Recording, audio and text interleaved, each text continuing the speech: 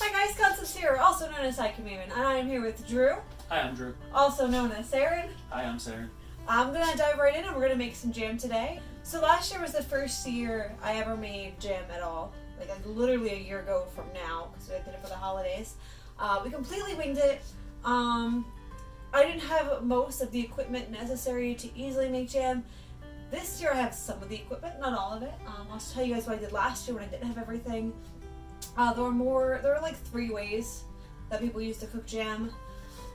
We're gonna do our beautiful, wonderful blender that I love so dearly. It has a jam setting, and it is my favorite thing ever. I swear to God, this is not an ad for Pampered Chef. First, you put the ingredients in, then you push the button that says jam. It's beautiful and I love it. But last year, we used a crock pot, but you can also do stovetop. When we get to the cooking part, I'll tell you how to do those.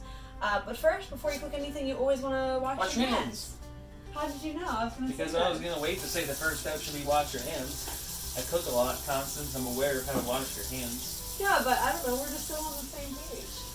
Same page. Hi, Jane. Cool.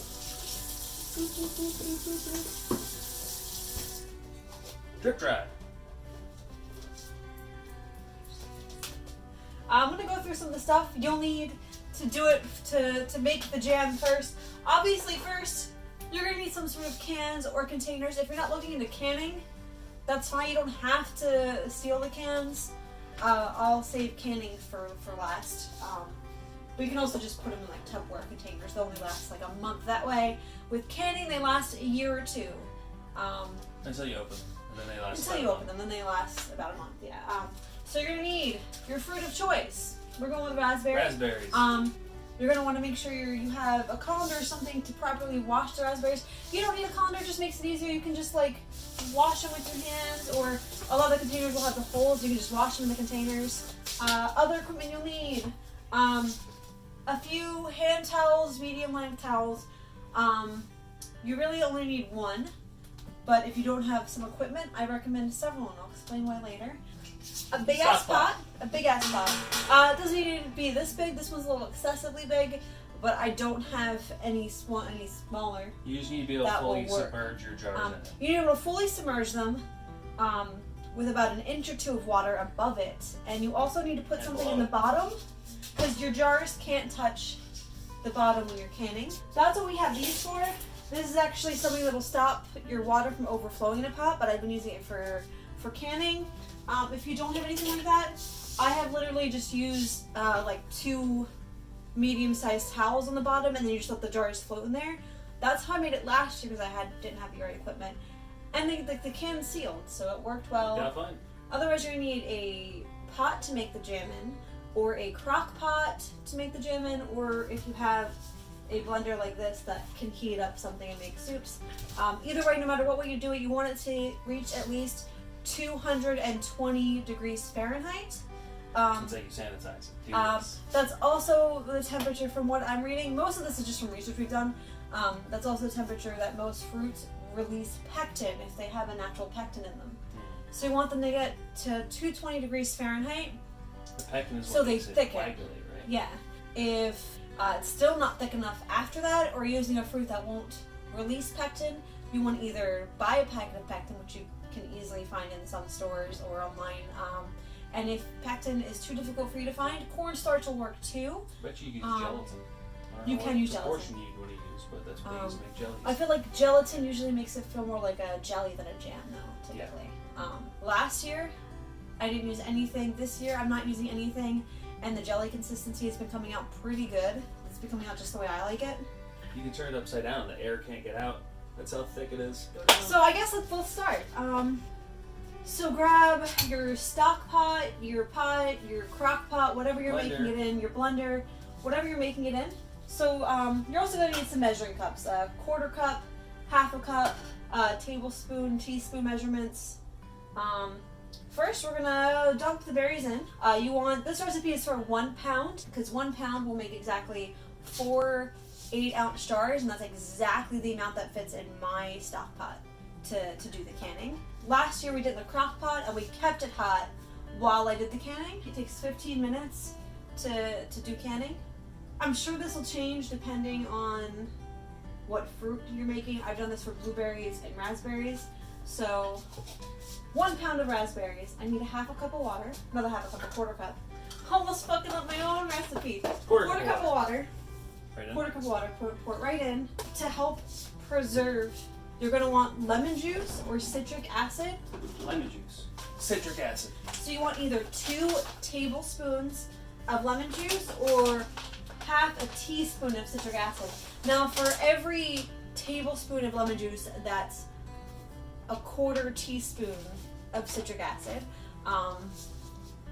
This runs out a lot faster than a bag of that, so we plan on making a lot of jam.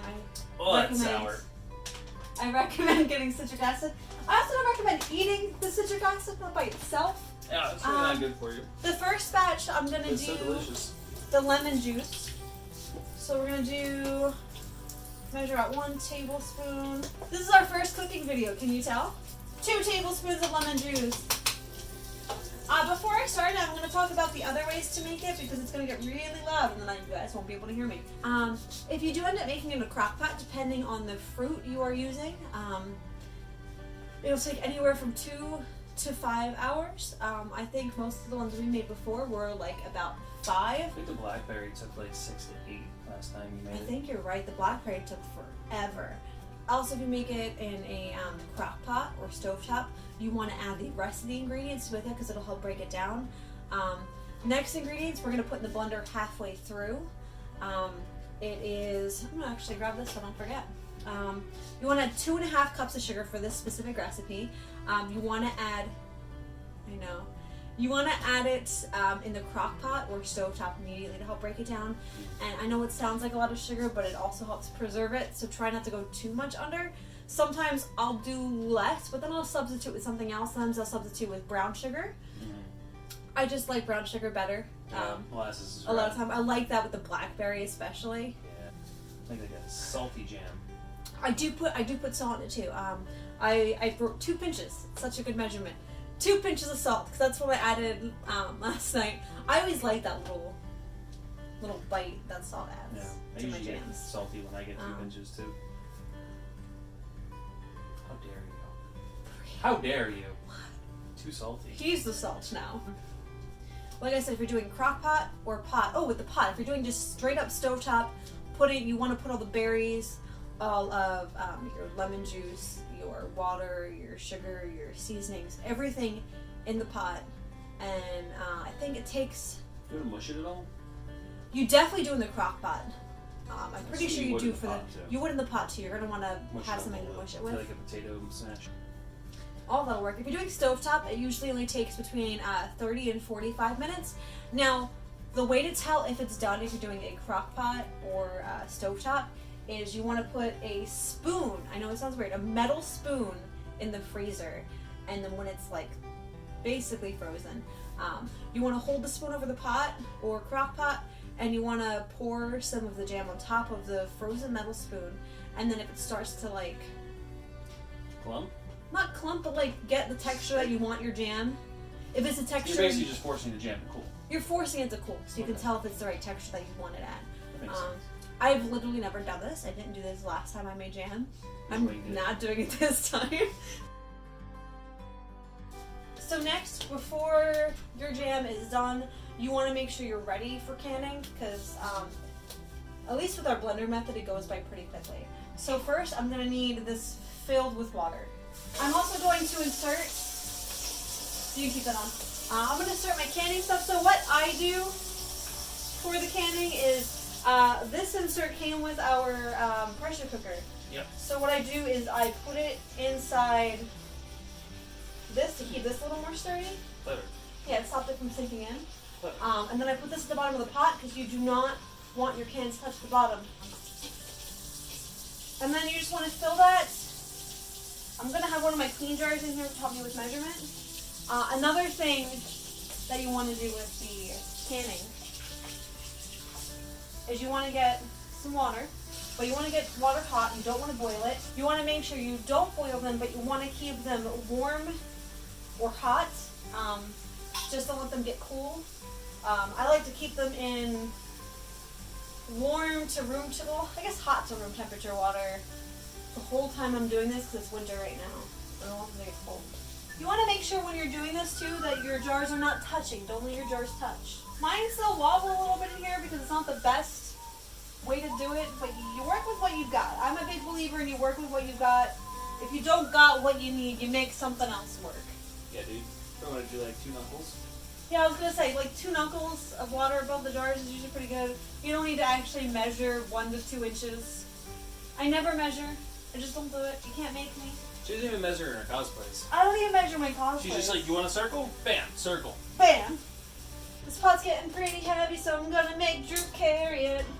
Alright, this is getting pretty hot. It's not quite boiling, so I'm gonna put the lids in there.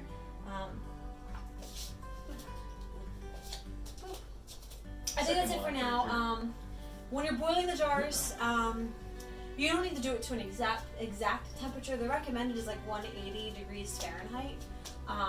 But I just let it get to boiling. I wait for my jam to be done until the 2nd stage.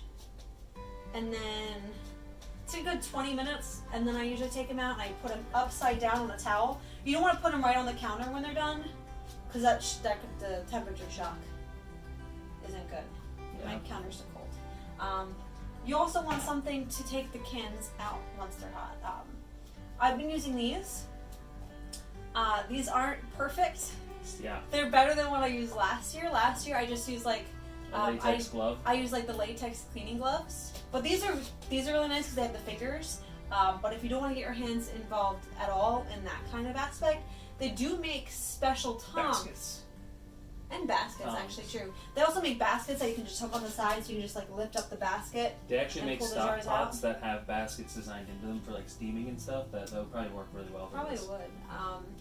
But they also make like specialty tongs that will grip the sides of mason jars specifically. So these work pretty nice. We just got these off of Amazon for cheap. We're all about the being fiscally frugal. You can also get these jars. These are just, you pick them up. I got a bunch of 12 packs of 8-ounce jars. You can get these at Target. I ordered these. I did order them all from the internet, from Target. But Amazon also sells them. They just didn't have any at the price I wanted. Target is the cheapest I could find. Yeah. That made the jars I wanted. There's a pretty big price difference. I mean, they're kind of like smallish jars, but I kind of like They're the good. smaller jars. Yeah. They're great for gifts. I think we're good for now then. We'll be back. So ready for the next step. Like I said, if you're making this in a crock pot or on a pot on the stove, you would have already done this. This is where we add 2.5 cups of sugar. I'm probably going to add less because this looks like it made less than the blueberry did. It wasn't supposed to. I just don't think. Raspberries apparently make less. Yeah. It's half. Well, there you go. Now it's more volume. I'm gonna add a tiny, itty little bit of agave too, just 'cause I really like what it added to the blueberry. A little sprinkle. A little sprinkle. Any herb in there? What herb do you think would go well with raspberry? This is part of what I'm talking about when we wing it. You start smelling stuff. Do margarine for a little hint of herbiness. That way. Thyme. I don't think I want that. I might put a small sprinkle of margarine.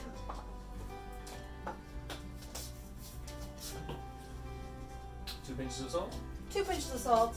Not an exact measurement. I've never been one for exact Touch of measurements. vanilla. I don't know with raspberry. I think that would be going with like the blackberry, but with the raspberry, I feel Raspberry and cream. that's true. I'm not feeling it for this. I'm gonna say one more time. You make sure you add all of this when you're starting. If you're doing anything but this. Yep. This is the only time you do the halfway point is in this blender. So this is where I normally take out the jars, is when I'm about to start the halfway point, is because I don't want them to have any water in them. You have that scoopy basket still too. I didn't think about that. That's fair. I don't need that. Be very, very careful with this part, especially if you're doing it how I did it, and even more, especially if you're using latex gloves like I did the first time. I got a tiny bit in my glove. I didn't mean to. So for the canning process, if you are using a washcloth to keep it from touching the bottom, make sure you have something like, it could be a spatula, it could be tongs, to make sure you can push the towel down when you need to. And I'm actually going to keep it boiling, because once I put the jams in there, you want it boiling. So we're about to pour the jams. I already have one batch done, but we're going to go grab these, because it's ready to be poured into our jars here. Let me grab the rings.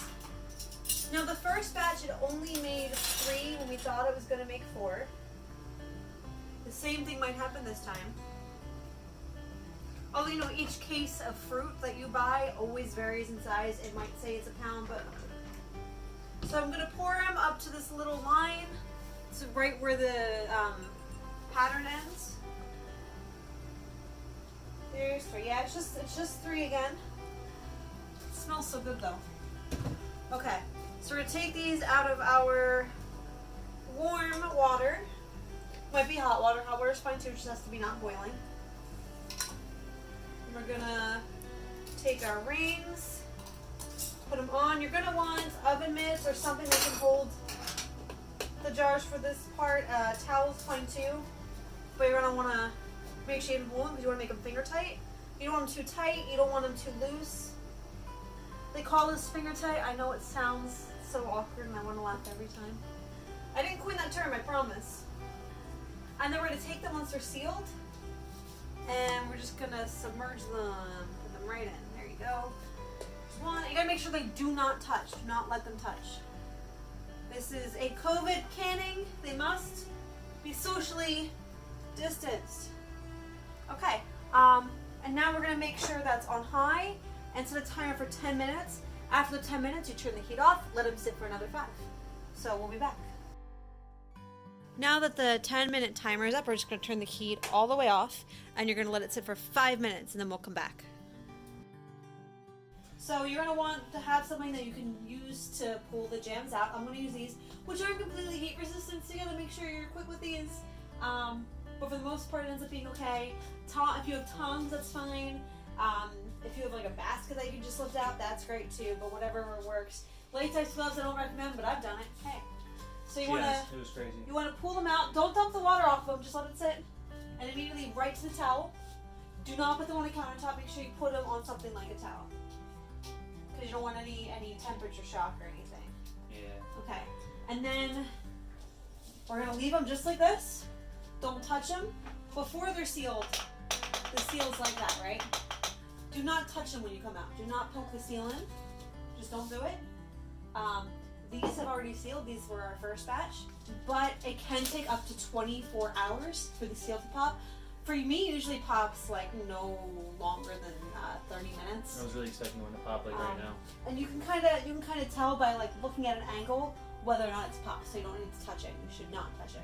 If it doesn't pop, it just doesn't seal at all, immediately to the fridge, and it should last for about a month.